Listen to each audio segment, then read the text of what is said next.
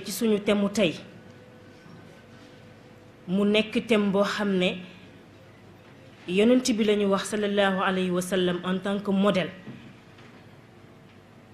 waaye ku wax yonent wax buur wax xutbu wax waliyu mënoo sori te tuddoo jigéen ndax moom la yàlla def muy mbindeef boo xam ne si góorgóorloom ci xam boppam ci xam cëslaay bi ko yàlla teg mooy xëy jur yonent boobu ba yonent bi mën a nekk sangu-sang yi mooy xëy jur xutbu ba xutbu bi mën a nekk ku ñuy joxañ mooy xëy jur waliyu ba waliyu bu nekk ku ñuy joxañ waaye gis nañ ne ci histoire moom jigéen boobu nga xam ne diine moo ko teg ci place am ba mu mën a jouer un rôle important dans la mission prophétique gis nañ ne jamono dafay dox société di am ay changement di indi ay mutation ci biir ñoom ñi nga xam ne ñooy jigéen ñi mu am beneen wërngal boo xam ne ay jigéen lañ ñi ñoom yii saa ñu tudd féministe ànd ak seen ay doctrine ànd ak seen ay idéologie ànd ak seen ay xalaat ak concept yoo xam ne dañuy fexe ba jigéen boobu nga xam ne moo doon jouer un rôle important dans la mission prophétique mu ñu mujj ñuy phagocyter jikkoom ci ay concept di daggat personnalité ci ay concept yoo xamante ne dañuy dem ba li arab di wax ne man faraha dalil dalla sabil ku perdre sa repère rek sa yoon lëndëm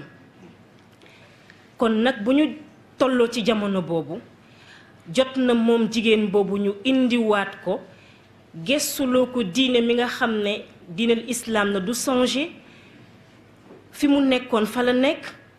ku dem fa nga koy bàyyi ak ay conceptam ku ñëw fa nga koy fekkaat mu joxaat la ay conceptam kon nag jigéen boobu la ñu wax ne tey ci biir thème université Ramadan bi ñu fas yéene jox ko thème bu tudd regard de l'islam sur les nouveaux concepts de la promotion de la femme loolu nag ñi nga xam ne ñu ko fas yéene waxtaanal suñu mbokk suñu sœur suñu mbokk taalibe soxna Zeynabou Sy Ndiaye kenn du ko présenté muy sociologue nekk ci biir tarbiya bi yal na yàlla defal ko làmmañ bu jotale ak dënn bu yaatu ba li nga xam ne moom la fas yéene indi mu indi ko ci façon bi nga xam ne moom la ko nit ñi di séentoo yaakaar naa aussi ñu am fi nag gan bu màgg duñu wax ne sax gan la ndax al oustaz Alioune Sall kenn dootu ko présenté ci Sénégal kenn du ko présenté ci réew mi yépp ci àdduna bi yépp ndax ku ko tudd rekk di nga tudd diine te loolu doy na cëslaay doy na rëmz ci doomu aadama nga xam ne saa bu ñu la tuddee nit ñi seen xel yépp li muy dem mooy ci alxuraan ak sunna ko defee ñu ngi koy daral ci daara ji di ko jox wàccuwaayam moom tam di ko ñaanal yàlla li mu fas yéene indi ak mbokku taalibe yi yàlla defal ko ci ndam bu kawe njortam mu mel ni mbokk yi wax nañ ne fas yéene nañ joxe plan balaa ñuy sori ñu def introduction bu global par rapport ak thème bi nga xam ne moom lañu fas yéene waxtaanee ñu wax ne bu ñu paree wisam dinañu wax ci définition des concepts parce que ku tudd thème rek balaa ngay sori il faut que baat yi ko composé nit ñi xam mooy lan. beneen bi ñu indi ko ci contextualisation des concepts en Afrique et au Sénégal réew mi ak réew yi ak Sénégal bi nga xamante ne moom la ñuy dund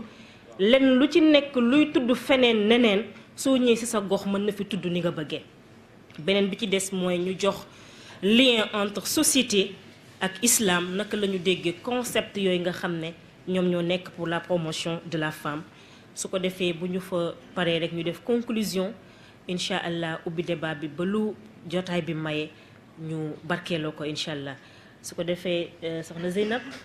dañ lay bàyyi ak kàddu gi yal na yàlla jotalee incha allah.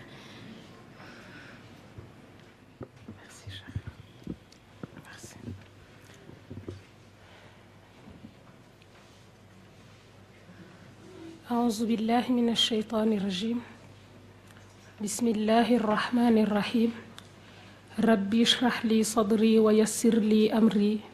واحلل عقدة من لساني يفقه قولي السلام عليكم ورحمة الله تعالى وبركاته mbokk yi fi daje ñi ngi leen di nuyu ku nekk ci sa tur ak sa sant di leen ziyaara di leen baalu àq ci koor gi di jël nuyoo yi gën a sell di ko teg ci loxo sunu maman sunu bàjjen Kiné mu joxal ñu ko kilifa yi mu ko war a jox yépp ñi ngi nuyu ñi ñu bokkal jataay bi muy sama sœur Sofia di nuyu oustaz Alioune Sall di ku ñu sopp di ko jox wàccuwaay yi nga xam ni yépp moom la yellool kon tey ñi ngi toog fii war a waxtaanee jigéen ñu war a waxtaanee les nouveaux concepts maanaam baat yu bees yi nga xam ne moom mooy ñëw pour yëkkati wala pour yokk jigéen dañu toll fu nga xam ni àddina bi ak pays yi nga xam ni moom la ñu wax sous-développé maanaam yi nekk ci yoon ngir seen koom-koom yokk diine dafa am pàcc bu bari bu nga xam ni daf ko am ci ñoom dañuy dem ba diine ji dafay régir conscience collective maanaam ni nit ñi di xalaatee diine moom moo koy natt moom moo koy muur moom mooy teg yoon yi nga xam ni moom lañ koy war a def loolu nag bu amee dañuy waxtaanee pénc ndax diine bu jógee nit a tax bu ñuy waxtaanee pénc nag jigéen daf ci am wàll bu ñuy wax jigéen lu koy yokk jigéen wérgu yaram jigéen ci kër yooyu yépp mu doon li nga xam ne ñu war ko waxtaanee waaye lan mooy solo si àddina bi foo toog dañuy waxtaanee ni jigéen moom mooy ndeyu pénc jigéen moom moo téye pénc waxtaan bi kon tey du ni góor ak jigéen ndax ñoom ñoo yem wala kii dafa am place bu ëpp wala bu sut bu moroomam am wala kii dafa am place bu yées bu moroomam am waxtaan bi dafay doon ci ay laaj yi nag mooy lan mooy nekk jigéen bi ci topp mooy jigéen nan lañ koy xalaatee beneen bi ci topp mooy lan mooy rôlu jigéen maanaam jigéen lan la war a def ci pénc mi bi ci topp nag mooy jigéenu jullit maanaam la femme musulmane lan mooy rôlam lan mooy taxawaayam ci àddina bu nga xam ne dafay xel rekk di soppeeku maanaam dans un monde en perpétuelle mutation kon tey ñuy waxtaanee ci baat yooyu baat yi nga xam ne moom la ñu wax ni dañ koo indi ngir gën a yëkkati jigéen kon bu ñuy waxtaanee solo pénc mën nañoo wax ni tey pénc la ñuy waxtaanee ndax wax naa ko sànq jigéen la ñuy waxtaanee te jigéen mooy pénc lu ko yéegal pénc lu ko tatagal pénc lu ko defar pénc dañuy booy waxtaan nag pour muy gën a yomb baat yi ngay wax foog nit ñi ngeen déggoo ci lan ngeen def ci biir baat yooyu concept lañu wax lan mooy concept Larousse daf ko définir idée générale abstraite que se fait l'esprit humain d'un objet de pensée concret ou abstrait et qui lui permet de rattacher à ce même objet les diverses perceptions qu'il en a et d'en organiser les connaissances maanaam concept mooy li nga xam ne xalaat la bu nit mënul teg loxoom mais dafay jël jëf mu ëmb ko wax ni jëf gi nii lay demee ba pare def ci biir dara mu am benn phénoménologue bu mag bu ñuy wax Husserl moom dafa ne nii buy wax concept daf ciy dindi idéalisme maanaam dafay dindi xalaat kese concept dafay dem ba soppaliku am jëmm mu dafay fexe ba jël conception propre de la connaissance de l'intentionnalité maanaam bu ñuy wax concept dafay jël xalaat bi fa ñu jëm lan la ñuy bëgg a wax ci concept bi kon mu am concept formel am concept matériel mu boole ñaar yi nag moom kon maanaam bu ñuy wax concept du xalaat ba kese mais ci biir jëf ga tamit nan lay demee loolu ñun nag ci boobu la ñuy gën a tënku dinañ wax ci kanam lu tax muy wax promotion mooy maanaam loo xam ne dafay yëkkati nit yokk ko gëdd wala yokk ko cër wala yokk ko liggéey wala leneen ñuy wax jigéen ñu ne jigéen nag mooy nit bu am sexe féminin loolu la ko tubaab wax un être humain de sexe féminin ñun ñu ne jigéen nga mën ci génnee ñaar jigéen maanaam ki nga xam ne dafa gën ji gën maanaam semer nga ji dara génnee ci li gën kon ñun ñu ne ci ñaar yooyu noonu la ñu nar a tënku tey incha allah. Origine et définition des concepts bu ñuy wax concept de promotion de la femme bëri na waaye dafa am concept généraux maanaam yu yaatu yu nga xam ne mën nañ ci tënk lu bëri lu ci mel ni égalité de genre wala équité de genre maanaam yemale wala tolloole ci kanam dinañ ci ñëw. Protection contre la discrimination maanaam nan la ñuy fexee ba aar jigéen ñi ba nasaxal yi nga xam ne dañ leen koy def dootuñu leen ko def beneen bi muy autonomisation de la femme nan la ñuy def ba jigéen mënal boppam beneen bi muy genre nag ci tàmbali ga du concept d'autonomisation de la femme maanaam du lu ñu indil jigéen tegal ko li ma wax sànq ci concept bi concept matériel maanaam ni concept di demee ba dootul nekk rek idéal dootul nekk rek ni ñu ko xalaatee mais ni ñu koy jëfee mooy indi genre tey nekk ci biir thème bi parce que genre góor ak jigéen lay wax kon bu ñu ko indee tey ci jigéen mooy dinañ expliquer lu tax ci biir société bi genre gën a nekk jigéen beneen bi ñuy indi mooy parité moom mooy mujj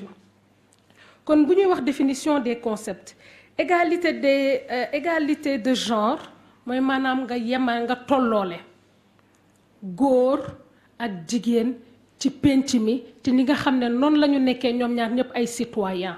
maanaam ñi nga xam ne dañu dëkk ci pénc mi am fi àq ak yelleef ku ci nekk nga war ko jox li mu moom ni góor waree taxaw ci pénc mi noonu la góor waree taxaw ci pénc mi. équité de genre du ni mooy nga yemale leen mooy maanaam ku nekk li mu du ni mooy nga tolloole leen mooy nga yemale leen. te yemale moo di ni ku nekk ci ñoom la mu soxla nga jox ko du ni li nga jox góor moom ngay jox jigéen ka nekk ci moom la nga xam ne moom mooy asi besoin wam ka nekk ci moom la nga xam ne noonu lañ ko bindee mu am ay yu mu soxla noonu nga koy joxee. La protection de la discrimination contre la discrimination maanaam ñu aar jigéen ba nga xam ni lépp luy nasaxal lépp luy bundu xataal dootuñu ko def yooyu nag bu ñu koy wax dafay jëm ci li nga xam ne dafay laal ay excision dafay laal ay jigéen bu ñuy dóor dafay laal ay viol donte dinay dal góor waaye tey jigéen la ñuy waxtaanee. beneen bi ci topp moo di ne autonomisation de la femme maanaam jigéen nan la ñuy fexe ba mu mënal boppam nan la ñuy def ba jigéen mu am koom-koom di liggéey di ñaq di jariñ boppam. genre muy concept bu nga xam ne dafa bëri maanaam baat bu nga xam ne dafa bëri lu mu indi ci ay wax ndax nit ñu bëri dégguñu ko bu ñuy wax genre moom la ñuy wax une variable socio-économique maanaam instrument de mesure la lu ñuy nattee genre du jigéen bu ñuy wax genre dafay laaj maanaam ce qu'on le genre interroge les relations entre les hommes et la femme et les femmes et l'asymétrie fondamentale dans la hiérarchie des groupes et permet d'analyser les relations maanaam dafay natt góor ak jigéen li nga xam ne moom lañ leen jox ci penc mi ba pare di xool ndax kii jox nañ ko li ñu ko war a jox ndax kële jox nañ ko lu ñu ko war a jox ngir seen dundin ci biir penc mi neex. Égalité équité de genre wax naa ko sànq parité nag muy lu nga xam ne c'est une loi fii ci Sénégal ñu am ko c'est une loi politique bu ñu voté en 2010 loi politique bi nga xam ni dafa wax góor ak jigéen ñoo yem ci pénc mi ca place ya nga xam ni dañu fay tànn nit maanaam les postes électifs et semi-électifs ya nga xam ni dañu fay tànn nit muy assemblée nationale muy mairie muy communauté rurale muy au niveau communal yooyu la parité tax a jóg maanaam góor ak jigéen ci citoyen yi ñu nekk dëkk ci pénc ñoo yem ci seen baat ci biir pénc mi ca fa nga xam ne foofu la ñuy toogal waa pénc mi. li ëpp solo ci waxtaan bi nag tey ci partie bi lay ñëwee mooy maanaam jigéen ci pénc jigéen liggéeyukaay jigéen yaay jigéen citoyenne maanaam jigéen ci pénc bi ñu wax sànq. concept yooyu yëpp ñu war a xool ñun nanu lañ koy dundee ci suñu biir pénc lan la indi ci suñu pénc nan lay fexe ba yëkkati jigéen sànq Sophia am na lenn lu mu wax ba wax féminisme bokk na ci baat yi nga xam ne dañu koy boole parce que moom moo jur lii yëpp dans les années 1800 bi ñuy wax féminisme bu njëkk bi ñu doon wax féminisme baat bi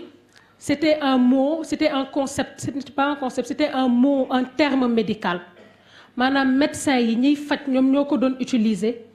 ngir di wax góor yi nga xam ne dañu am ci ñoom ay hormones yu jigéene. Féminisme foofu la jóge ñuy dox di dem ba am ñuy taxaw ngir ni góor ak jigéen dañu war a yem maanaam dañu war a tolloo égalité. ñuy dox di dem xeex taxawaayu jigéen yi di continuer am yeneen góor yu nga xam ne tamit dañuy nekk di ci dox ñuy dem ba dans les années 1900 ñuy wax ay 8 mars Clara Zetkin benn socialiste benn réunion bu mag bu amoon ñuy wax ci nan la ñu war a def ngir ñu jël jigéen jël benn bés bu nga xam ne dañ ko koy jagleel ngir taxaw càmbar seet ak yelleefam ndax ñi ngi ko koy jox ni mu waree. yooyu di dox ba am maanaam texte ay xaatim yu bari ñu def ngir gën a dëgëral taxawaayu jigéen ci pénc waaye loolu dafa am lu ko waral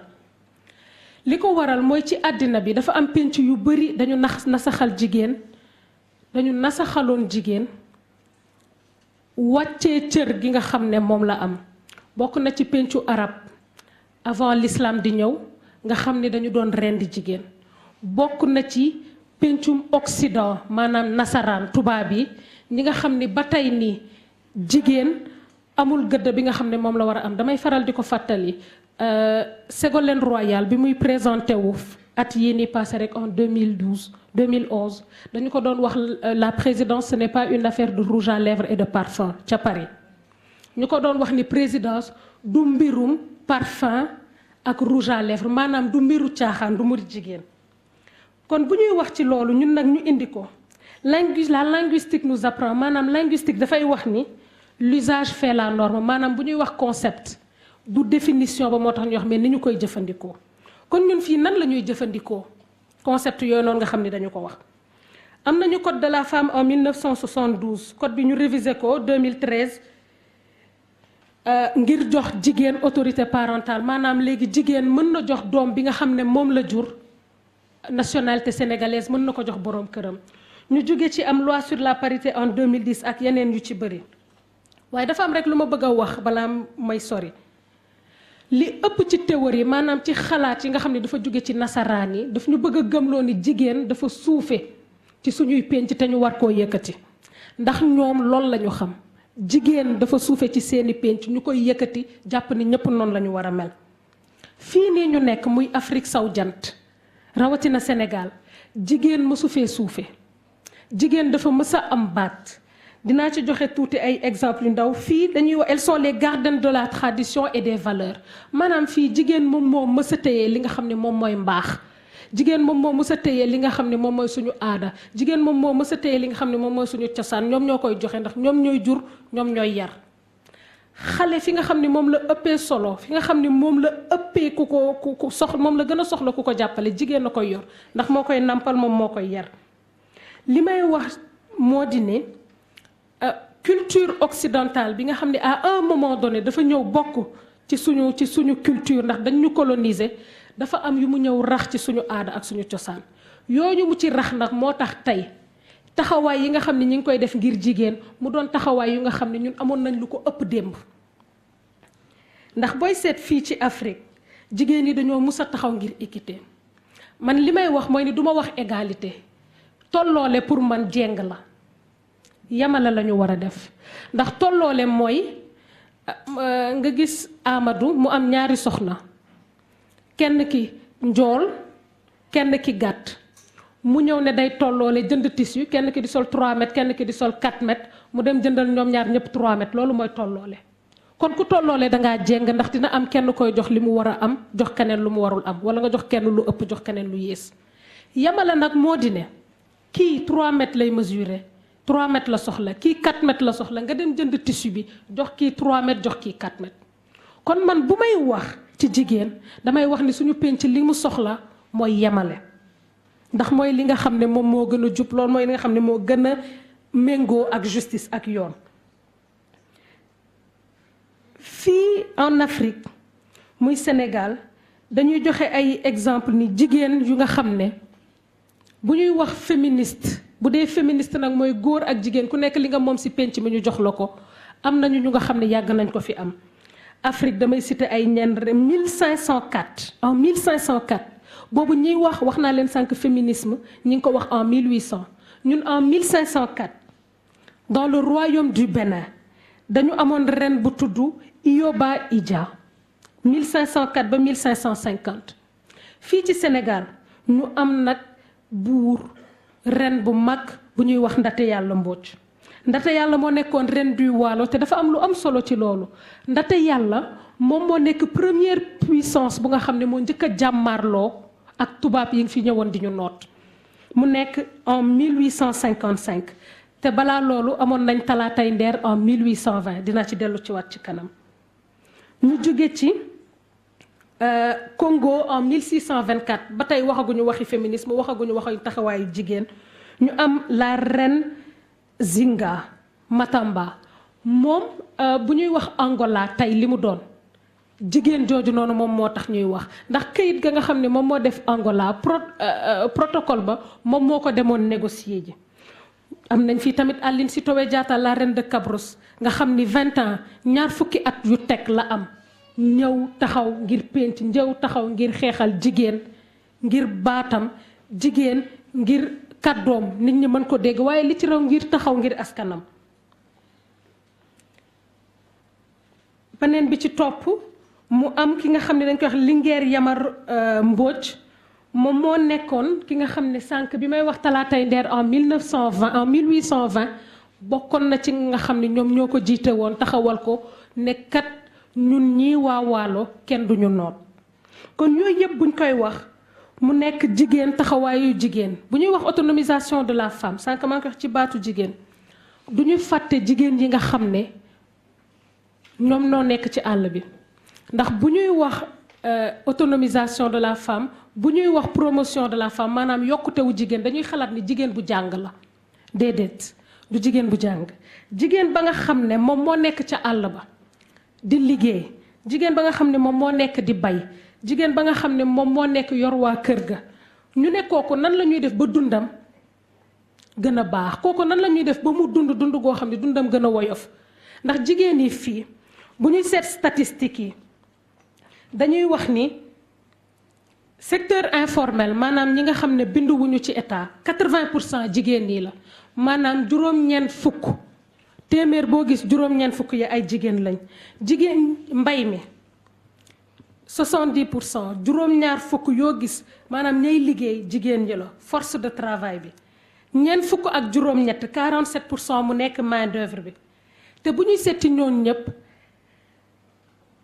89% maanaam ñeent fukk ak juróom-ñett astaghfirullah juróom-ñett fukk ak juróom-ñeent ci téeméer boo jël ci jigéen ñi amuñu suuf bu ñu bayee kon bu ñuy wax autonomisation de la femme yu mel noonu moo tax ñuy wax jigéen nan la ñuy def ba koom-koom mu mën ko jëriñ mu mën ko amal boppam jëriñ askan wi jàppale këram ndax bu fekkee ni wax naa ko sànq juróom-ñaar fukk force de travail maanaam ñiy liggéey juróom-ñaar fukk yi jigéen la te juróom-ñett fukk ak juróom-ñeent maanaam 89% ci ñoom ñëpp kenn amu ci suuf booy bay moomoo ko wala suuf bi nga am du suuf bu nga xam ne moom moo baax moom moo mën a bay kon loolu bu ñuy wax autonomisation de la femme loolu la ñuy indi ci économiquement maanaam ci koom-koom bu ñuy wax autonomisation de la femme ñuy wax jigéen wér-gu-yaramam ndax bu amul wér-gu-yaram du mën a liggéey ñu ne kon jigéen nañu fexe ba muy jur bu baax jur bu normal maanaam ñu tegal ko ay infrastructure santé yu nga xam ne war na fa mën a juree ñu jàppale jigéen mu def planning familial espacé njuram ba nga xam ne wér-gu-yaramam du na sax dina mën jur doom yu am wér-gu-yaram mën leen jàppale mën a jàppale péncam jàppale boroom këram mutilation génitale féminine yu ñuy def maanaam jigéen xarafal bi ñu koy xarafal te mu koy indil ay muy nasaxal wér-gu-yaramam tamit ci loolu lay ñëw mu am beneen bu nga xam ne dinañ ko indi wax nañ ko sànq fii suñu penc bu ñuy seet muy Waalo muy ci séeréer yi muy ci sud bi maanaam soninke yeeg joolaa yi jigéen wax naa ko sànq daf fi mës a am kàddu mës fi am gëdd. penc yooyu noonu boo demee lël yi ba tey jigéen yi ñoo koy def dañu lay wax jigéen bu sell moom mooy def lël yi moom mooy aar góor yi moom mooy aar jigéen yi bu amee lenn lu ñuy seet jigéen moom moo koy def dem na ci ba am na penc yoo xam ne bu fas feebaree dañuy wax ni jigéen moom mooy ñëw yëkkati ko dafa am lu muy def pour fas ba mën a jóg. ñuy dox ba tey ci li nga xam ne moom mooy suñu penc jigéen bu ñu nee góor teg nañ jigéen ca wet ba ndax fii booy sëyi bu fekkee góor a lay maye tamit sa bàjjan moom moo lay muur nga dem sëyi góor bu duggee néegu góor ay ndijaayam ak ay papaam ñoo koy dugal waaye bàjjanam dafay taxaw am ci rôle bu muy joué. jigéen li ëpp solo ci moom buy nekk jigéen bu gisee mbaax yaayam moom mooy taxaw ñu woo ay bàjjanam lël yi tamit mu demee noonu. mu am beneen bu nga xam ni tamit ñu koy indi ci concept yi ba tey bu ñuy wax genre bu ñuy wax autonomisation de la femme mooy ni jigéen ci biir koom-koomu réew mi ba tey jigéen yi liggéey bi ñuy liggéey te teguñu leen ci même place bi ñu teg góor yi dafay dem ba indi ni góor bu nekk entrepreneur maanaam góor gu nga xam ne dafay ñaq di daan dooleem di xalaat di liggéey bu demee banque ñu financé ko état bi financé ko mais jigéen ñi microfinance lañ leen di jox te loolu li muy wax li mu bëgg a dindi mooy ni jigéen du micro citoyen maanaam nekkul citoyen bu yées bu góor nekk. li nga xam ni moom loolu lañ koy laaj ci résultat moom la ñuy laaj ko góor ki waaye liñ leen di jox ci moyen du doon benn. beneen bi ci topp bu ñuy mën a indi ci équité ba tey moo ne fii dañuy wax ni jigéen ñi duñu jiite. waaye kenn mësul dégg doomu sëriñ doomu soxna la ñuy wax bu ñu nee doomu soxna dafa am lu mu wundu am nañ fi ay maam Jaara Buso am fi ay maam Fawade Wele am fi ay maam astukan yu nga xam ne ñoom ñoo jur ñi nga xam ne ñoom ñoo toog di jiite kon bu ñuy wax jigéen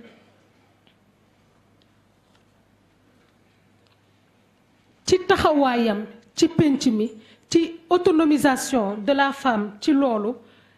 dafa am leneen lu muy indi mooy ni yooyu yëpp ñu indi dafa am solo muy genre muy équité ndax man duma wax égalité ndax pour man tolloole jeng la wax yemale tolloole sax laay wax jeng la wax naa ko sànq muy genre parité ñëwaguma ci maa ngi ñëw léegi ci kanam bu ko yooyu yëpp muy li nga xam ne waaw moom laay wax sànq nii doomu soxna la ñuy wax ndax jigéen dafa am gëdd gu nga xam ne jox nañ ko ci pénc mi te bu fekkee ni dañu wax ni moom boo ko aaree mu jur lu baax bu fekkee ni dañu wax ni bu fegee boppam mu jur lu baax bu ñu ko bàyyee ak xel mu dal bu ñu ko bàyyee mu liggéey li nga xam ne moom moo war a def ci pénc mi mu jur lu baax donc ñuy laaj kon jigéen boobu noonu maanaam ci biir société bi nga xam ni c'est en profonde mutation dafay xel di changer moom lan la war di def ñu ciy indi ci ñun diine wax naa ko sànq ci pénc mi waaye diine mu am lum ñu indil bu ñuy wax pénc di wax aada diine daf ci am solo ndax suñu aada dafa lëkkaloo ak diine daf ci bokk bu baax kon bu ñuy wax loolu ñu am jigéen ma indi ñetti jigéen rek wax naa ko sànq jigéen entrepreneur ñu am ci Saydatuna Khadija jigéen intellectuel maanaam jigéen bu nga xam ne dafay jàng di bokk xam-xamam ñu am ci Saydatuna Aïcha une femme engagée politiquement jigéen gu nga xam ne dafa am cër ci pénc taxaw ci te wane ko muy Saydatuna Fatima mi doom ci yonent bi sallallahu alayhi wa sallam parité bi ma doon wax sànq li ci am solo moo di ne parité nekkul ngir pénc nekkul ngir ci biir kër nekkul ci école bi li ñu wax mooy di ne parité ca fa nga xam ne moom la péncum ndawi réew mi fa nga xam ne moom la góor ak jigéen di représenté maanaam di toogal pénc mi foofu la ñu wax ni comme góor ak jigéen ñoo ne ci pénc mi ni nga xam ne noonu la ñu toll ci pénc mi na ni lim ba toll noonu góor ak jigéen ñoo tolloo ci pénc mi ñu ne kon bu ñu tegee benn góor nañu teg benn jigéen ndax kenn laaju fa nit xam-xam liñ leen fay laaj mooy nan la ñuy toogee ngir taxawal seen pénc nan la ñuy toogee ngir représenter seen askan kon waaw kon ñuy tëj ci lenn rek ñuy wax ni principe bi ñu ngi ko dégg keroog ci tonton Cheikh Sarr lii tax ñuy war a mën a wax ndax terme bi wala concept bi war nañ koo mën a teg jëfandikoo ko te du daaneel pénc mi mooy ndax lëkkaloo na ak diine ndax dana defar xel ndax dana defar mbokk famille ndax intégrité morale mi ngi koy sauvegarder ndax mi ngi sauvegarder intégrité physique te baat yi nga xam ne moom lañ fi wax yépp bu ci nekk ci ñoom diine dëppoo na ak moom ndax li ëpp li ñuy wax ci ni jigéen waru koo def jigéen warul génn ci pénc jigéen dafa war a toog ci këram jigéen moom mooy war a yar ku nekk fii ci jigéen yi nga xam ne moom laa tudd te ñuy wax référence ndax yonent bi alayhi salaam la ñu wax ni moom mooy suñu référence ñuy wax jigéen yi nga xam ne ñoom lay wax ni ñoom ñooy gën di jigéen ku ci nekk ci ñoom wane na ni boobu yépp jigéen mën na ko war a def kon li may tëjee mooy ni li nga xam ni yépp jigéen yi moom la ñu nekk di taxaw di ko wër di ko seet jamono ji dañoo war a wëlbatiku delluwaat ci suñu aada ak suñu cosaan jëli ko fa ndax bu ñuy wax concept de promotion de la femme li ci ëpp ci li nga xam ne moom la ñuy wër jamono ji amoon nañ ko ci suñu aada ak suñu cosaan ba pare wala lu ko ëpp diine jox nañu lu ëpp li nga xam ne moom la ñu concept yi di indil suñu aada ak suñu cosaan jox nañu lu ëpp li nga xam ne moom la ñu concept yi di indil ndax bokk naa ci ñi nga xam ne doon wax ni parité ba muy doog a ñëw dama ko doon xeex doon wax ni day delloo jigéen yi ginnaaw waaye bi ñu ko xoolee xam ni c'est une injustice politique te injustice politique nit buñ la tooñee ca dara fañ la tooñ lañ la tooñee moom moo koy réparer moom moo koy delloosi kon foofu ñu d'accord ci ni parité c'est une injustice politique bu nga xam ne moom la ñu ñëw réparer sur le plan politique mu yem ci assemblée nationale ba ak ca conseillers ruraux yeeg municipaux yi jërëjëf.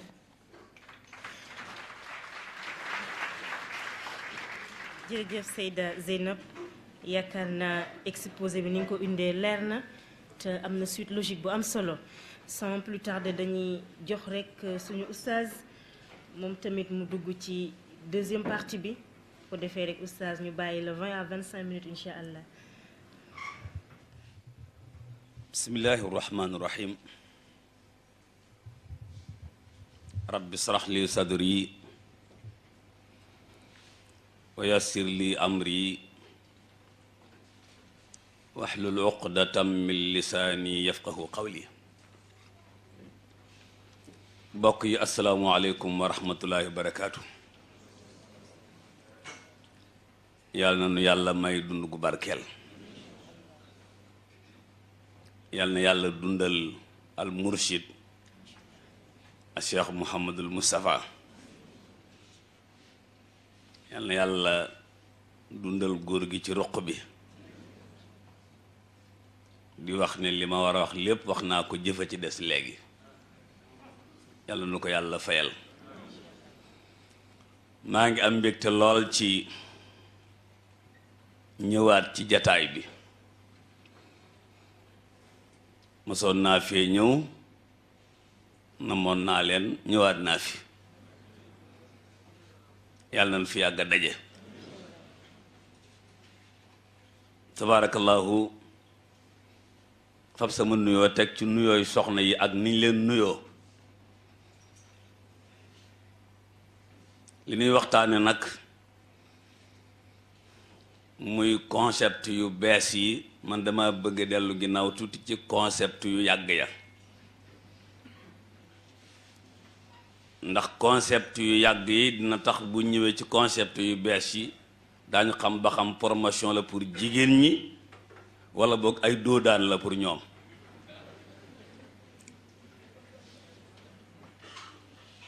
concept yu jëkk ya sunu borom daa bindoon góor gu ñu wax aadam. ñu ko bindee ba jàngal ko ba jàng ma jeex bi mu koy yóbbu pour mu defee stage mu bind jigéen ne ko wa yaa aadam uskun anta wa zawjuka al janna. stage bi moom bu mu ko raté parce que boo ko ratee rek bu ngeen demee ba jamono bu concept yu bees yi ñëwee dana ko yaakaar lu baax fekk da koy doodaanal kon nag uskun anta wa zawjukal janna ñu ànd ñoom ñaar ca yëf ya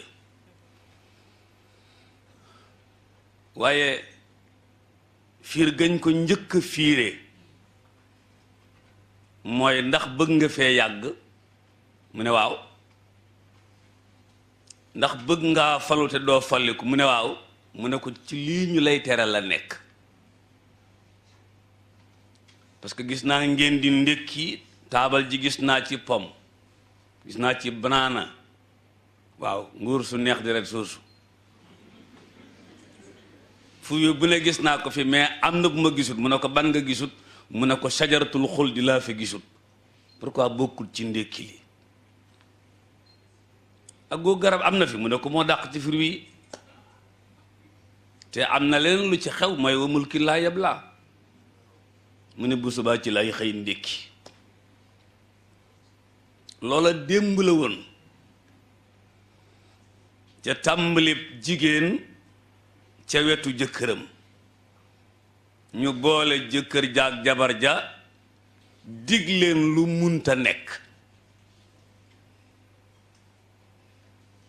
ñu gëm la munta nekk te ñu ne leen mi ngi ci lii ñu leen tere foofu nag bu yeewute amee mooy ndax liñ la tere man nga caa amee li nga bëgg ci sax fi ak li nga bëgg ci falu te doo faliku foofu la yëf yi tàmbalee léegi nag bi jamono ñëwee ba ngóor soo suñu wax tubaab ñëw dégg làkkam yu lool jàngal nu ko nag moom nag dégg na ko waaye ñun moom moo na ko jàngal moom nag da koo nàmp léeg-léeg mu indil ñu lenn laxas ca dara danañ ci nekk fukki at ak juróom-ñetti di làqar ci mu të bu ñuy noppi rek beneen ñëw moom noonu lay def bu laxasee benn borom xam-xam naan waaye je pense que je crois que buñ ci noppee rek mu laxas beneen maa ngi dégg ci góor gi ci ruq bi mu ne dégg na tubaab waaye la démocratie la déggagut waaw mu ne dégg naa tubaab mais nag la démocratie moom déggaguma ko waxin la ndax li tubaab bi laxas ci démocratie bu la ko firilee da naan lii kay dara nekku ci waaye boo ci duggee xam ne ah sunu téléphone ñi léeg-léeg ñu ne am na promotion nga dem jënd waaye dañuy wax ne nag bii illimité la bii limité la promotion bi bii da nga koy jëfandikoo sinon dañ koy foqar ci tubaab bi ci njàngam mi lu lëndi bi muy indi nag concept yi soxna si doon wax moom nun la ko tubaab bi di mooñee jazaakillaahu xayra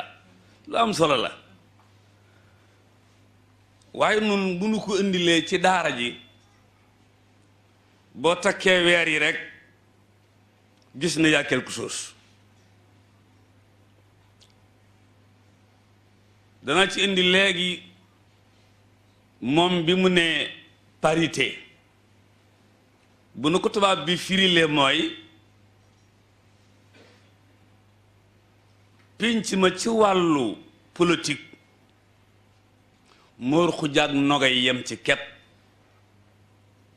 ci wàllu politique am na solo ci kaw nag waaye foofa nga tolloon ba doon ko xeex bu yóbba nga dellu fa ndax waaw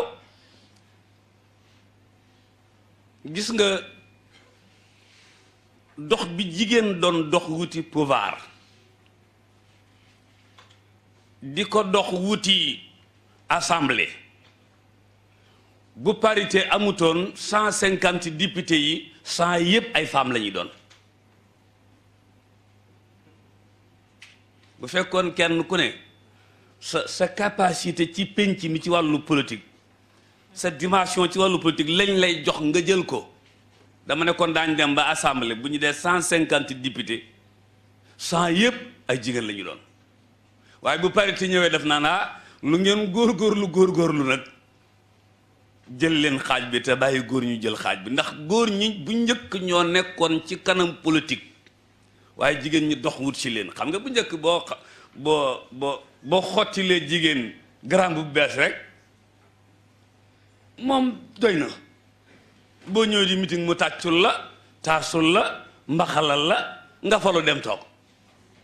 jigéen ñi dem ba yëg ne loolu nag mi ngi leen di tardel ñu commencé dox nag doxin wu bees wu jëm ci récupérer yëf yi wu jëm ci téye ko te yëg ne seen alal la parité ñëw exemple fii nu toog ci salle bi bu ñu ne woon dañu fii séddale téeméeri pom kii séddale tàmbalee nii ndax léegi téeméeri pom yi dana agsi ci ñii déedéet parité na ko nag joxol juróom fukk fii te ñëw jox juróom fukk fii kon léegi séddalee tut ci ni capacité yi toll ak ni sañ-sañ yi toll ala kulli xaal bunt la bu yaatu boo xam ne li ci waxtu wi soxla yaatu na lool kon parité ngu noonu tudd na fi parce que concept yi benn rek la tudd na fi genre ci kaw mooy ni nga ko firee waaye ci suuf mooy yàlla daf ne kero bi yaayu Maryama wasine Maryam daf ne rabbi inni wadaatuha untha sunu borom ne wallahu a'lam bima wadaat walaysa dhakaru kal untha ji ñëw genre nag nee na nañ dindi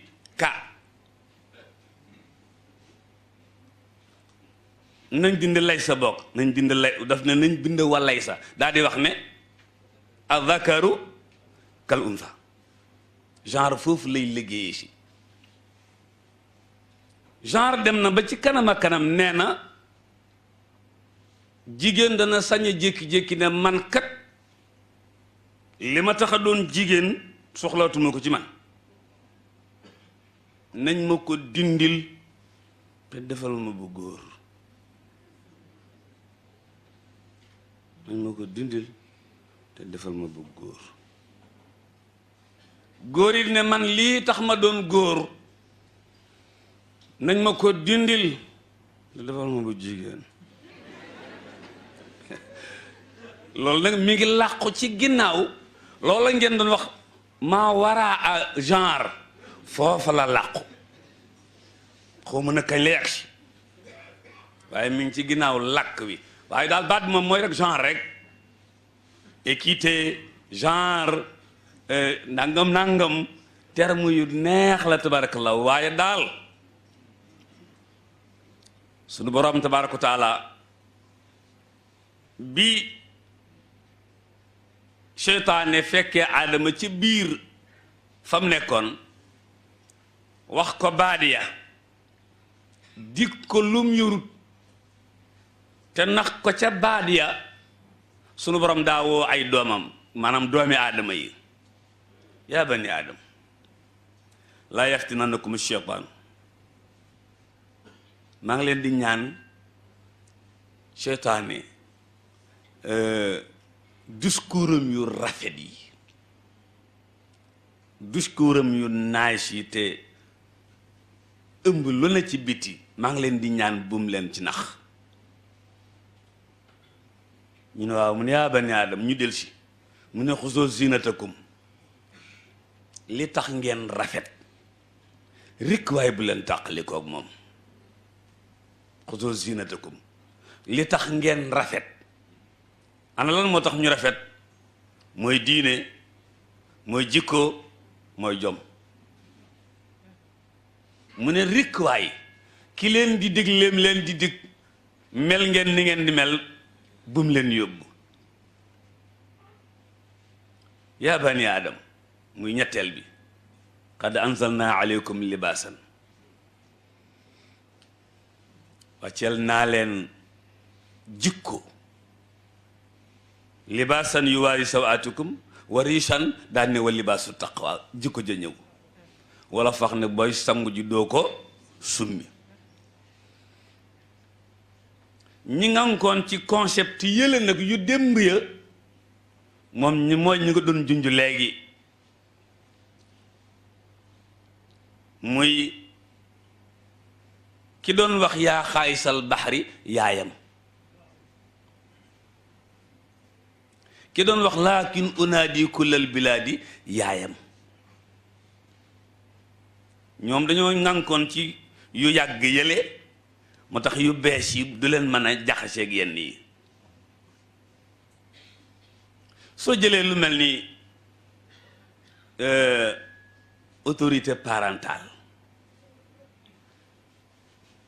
autorité parentale xam nga concept yu yàgg yële dafa tëraloon ne ñaari parents ñoo am ci kër gi kenn ki mooy président kenn ki mooy premier ministre président mooy jëkkër ji premier ministre mooy yaayu xale yi léegi nag ñoom ñaar bu ñu dee waxandoo may nañ ki nga xam ne mooy papaay xale yi sañ ne kenn ki na doy mu ne noppi naa autorité parentale nag day wax ne bu la doy nga ne ko doyut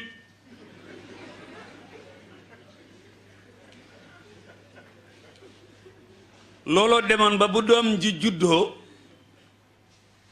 sant bi papaam sant lay sant moo tax bi autorité parentale ne tëll Mali jigéen ña jóg ne ko fii moom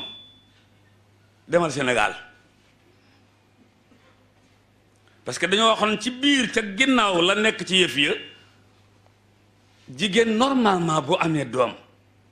mu jël santu jëkkëram waaye bu amaatee na jël santu jabar ji nag waa Mali ne loolu kat sotti wut kat bàyyi leen doxal nañ doon doxal bu njëkk rek parce que autorité parentale ci concept yu bees yi la bokk di wax jigéen ñi ne lii promotion la bu leen jëmee kanam waaye mën naa indi ci seen biir ñol-ñol ak jàppal ak bàyyi donc yooyu mbokk yi tur yi nga xam ne moom la tudd tey ak tur yi mu tuddoon démb li tubaab bi bëgg moom la bokk li gaa yi di bëgg ci concept yi mooy indil ñu yoo xam ne boo ko déggee neex na lool wax dëgg yàlla am waaye boo jëlee neetukaay bi ñuy wax al islaam jël regard bi nga xam ne mu ko war a xoole da nga ne am na lu ne ci ginnaaw lii ndax walan tarda anka al yahudu wala nasara xatta tabia millatahum suñu borom nee na ku xëylul tubaab bi doo am ngërëmam suñu borom nee na ku xëylul tubaab bi doo am ngërëmam kon boo amee ngërëmam rek mooy danga koo xëyal waaye mën na laa nax nag ba nga xëyal ko mbokk yi loolu laa gis ne ci sama gisi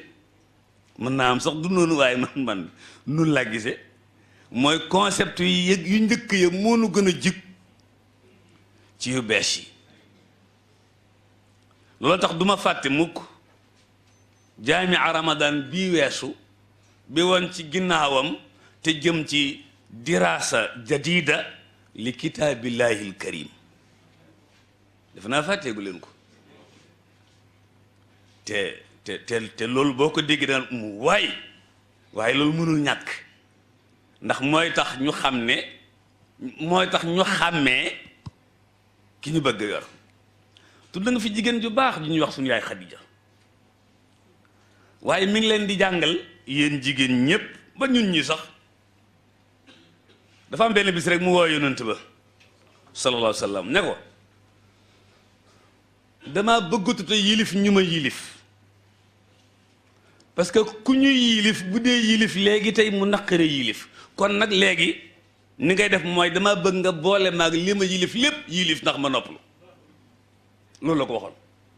yaa rasulallah mu ne am na ko bëggatuma moom ñu may moom léegi li ma bëgg mooy dama bëgg a boole li ma moom lépp jox la ko nga boole maag moom xam nga jooju jigéen lee mu yeewu te nag lu am solo la parce que jigéen ju moom boppam ci koom-koom baax na de waaye Xadija moom daa gisoon na daf koy lëjal baax na nag waaw xaw ma indépendance xaw ma noo ko tuddee financière autonomie financière loolu la Xadija noonu moom jigu ko moom ne nag cercle boobu daayira boobu ku ma wóolu rek kaay fekk ma ci maag yow ñu ànd wax ne yilif ñu yilif la ñu boole la ak li nga yilif moo ko gën a yomb loolu la Xadija waxoon sunu maam yëpp tabarakallahu ñoom tam jaar nañu foofu mbokk yi yàlla na jàmm yàlla nekk ci yéen ak seen njaboot jataay yu am solo ngi nii ndongo lu ne dana fi ñëw nag ndax ki koy woote waaw yàlla ko yàlla gën a sàmm kon concept yële ak concept yi yépp bu lislaam ñëwee xool rek ay lunette lay sol yu ñaari bët yi tolloo mu xool bële ci bët bi xool bii ci bët bii lu ci ay nax mu seppi ko teg fële lu ci dul ay nax mu jël ko bépp concept bu ñu dégg lu mu bees bu fekkee du ay nax waaye ak a bëri ay nax kero ba mag ñi bindee wala boog kero ba réew mi bindee code de la famille yóbbu ko ci nit ñi pour ñu di ko signer góor gee may jàkkaarloo kero moom def ne woon du nu ko signer léegi te liiru na ko ba mu jeex moo ko suñu Cheikh Mbacké defe naa nett leen moom mii tukkeem ba woon ca Maroc ci seen diggante ñoom ñaar lu tax signé wuñ woon code de la famille booba ca jamono jooja te pourtant ñañ ko andi woon ci seen kanam ka leen ko doon liir ba mu ko liir dañu ne ah lii kay dara nekku ci macha allah yal na yàlla doon boole ñu sàmm yal na yàlla boole nu aar noo ngi leen di jéggalu ci wax ji su jubee sunu borooma lu ci jubu nag du moom nu na maa ngi dégg nag soxna suñuy nuyu fii nuyu naa ko ndax gis naa ne ku jël kàddu nuyu ko kon nag soxna si nuyu naa la waaw mu ngoog nuyu naa la yàlla yàlla defar seeni mbir defar suñuy mbir te def ci suñuy poos dara wasalaamu aleykum wa rahmatullahi wa barakaatu. macha allah jërëjëf Oustaz wax ji jotale na avec vraiment une pédagogie exemplaire yal na yàlla yokk leeru dënn bi yokk xam-xam bi te gën la bàyyi ci rëmzu islam bi yal na yàlla gën a barkeel xam naa si sa dernier mot la ñuy sof rek nuyu sa délégation bi nga xam ne bu am solo la boo àndal muy Serigne Mbacké Sylla ak Oustaz mu ànd ak Oustaz Alioune Sall ñu ngi leen di nuyu bërëb bi di leen jaajëfal di leen jox seen wàccuwaay yal na yàlla def tànk yi mu nekk tànku yiw di nuyu suñu yaay soxna Zeynab Lo moom itam présence am si njaboot gi lu am solo la yal na yàlla defal ko barke di nuyu aussi soxna André Marie Diagne moom tamit rek di invité Zeynab di épouse si Mame Moussé Diagne yow tam yal na yàlla fay la yiw ndax rek jotaay bi li yonent bi di wax man xaraja fi talabil ilmi fa huwa fi sabilillah hatta yarjih donc nag foofu lañ leen di dugal rek yal na yàlla defal leen yiw xam naa nag thème bi moom du neex a conclure waaye rek xanaa ñu jéem a def li tubaab di tudde wala anglais yi link entre ki nga xamante ne oustaz moom jox na ko tubaab bi ba mu jeex ak ki nga xamante ne moom man maa ko jox arab yi ba mu jeex waaye rek ñu xam ne thème bi dafa am solo ndax ki mu jëm si moom la yàlla defal promotion wu boppam te promotion wu yàlla moo ëpp doole promotion wu mbindeef te yàlla li tax mu defal jigéen promotion wu boppam mooy bés bi mu ko déclaré ne moom mooy première entreprise bi nga xam ne fa lay fabriquer matière bi mu gën a soxla muy doomu aadama kon yaakaar naa lu concept ñëwati ci àdduna bi ñuy dox ak lu concept bi laxas ay ndëgg sërëx bu fa fekkee jigéen bu pare da koy maasale rek romb ndax am na koo xam ne otoom dina am yëkkatiku boo xam ne doo daan du ko sonal moo tax nag conclusion bi du gudd ñun dañu jàpp ne jigéenu jullit li ñu waxoon sànq bu fekkente ne say repère mi ngi ci yow yaa ngi jàpp ne l'islam li Serigne Cheikh doon wax ne l'islam fi mu toog la toog moo tax mu posé woon question bu mag boobu di wax ne faut-il moderniser l'islam ou islamiser la modernité kon nag ñu xam ne l'islam moom quel que soit concept bu mën a ñëw moom toog nag ay concept boppam moo tax nag jigéen bi nga xam ne moom la ñu dugal ci biir concept yooyu di ko utal ay ndëgg sërëx di ko defal ay tapis glissant yoo xam ne su xamul boppam rek dugg ci biir kàmb gi am na koo xam ne su paree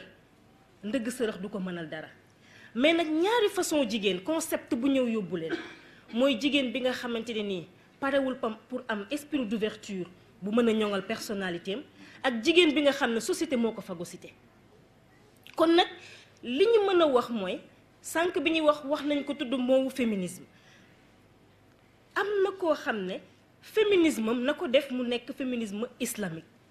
kon loolu moom mooy tax jigéen war a mën a si ni ñu ko déggee mu nekk mannequin wu diine parce que ku ne am nga sa mannequin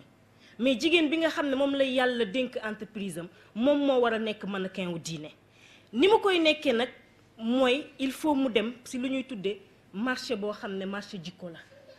su demee marché jikko dina fa fekk centre commercial bu ñuy tuddee iman fekk fa magasin bu ñuy tuddee charia mu fekk fa vendeur bu koy jaay bu tudd xaqiiqa ndax bu ñëwul jigéen dafa du dugg ci équilibre waaye bu paree il faut mu jaay ko tissu bu ñuy tuddee nite ndax boo nitewul rek doo mat yàlla jaam waaye tissu boobu dina ko jox tailleur baatin bu ñuy wax kilifa nga xam ne dafay nekk un guide spirituel hors pair su boobaa moom moo koy defal robe miss boo xam ne robe de personnalité bu ñu def ci haute couture la parce que sur mesure lay nekk neen dina ko jëlal poitrine nu sellal dina ko jëlal épaule ragal yàlla dina ko jëlal manche wu dëggu dina ko jëlal bassin wu nangu dina ko jógal longooru muñ dawal tissu bi nag ci daamine ngëm te puso bi ñu koy dawale nee na mooy puso dal nee na yëre boobu nag yëre tasawuf lay ne du lamb du late te kenn du ko wanteer nee na vente aux enchères lay nekk parce que fi ñu koy def mooy ci vitrine nu penc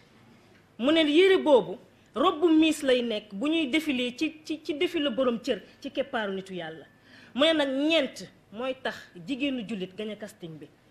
mooy il faut ñu làmb ko ci diine ñu xam ne kii mat na yàlla jaam kon il faut qu'elle soit spirituellement forte